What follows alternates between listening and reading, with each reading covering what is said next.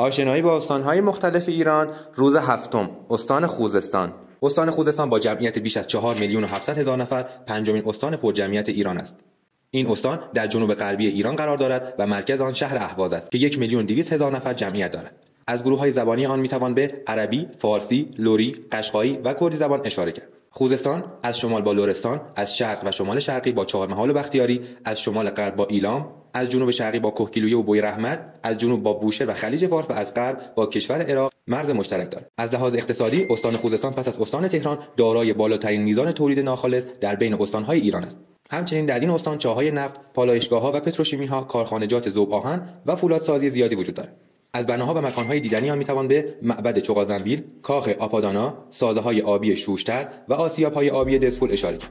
از غذاهای محلی آن می‌توان به قلی ماهی، امگشت، نافله و فلافل اشاره کرد. شماره فلک خودرو 14 24 و 34 است.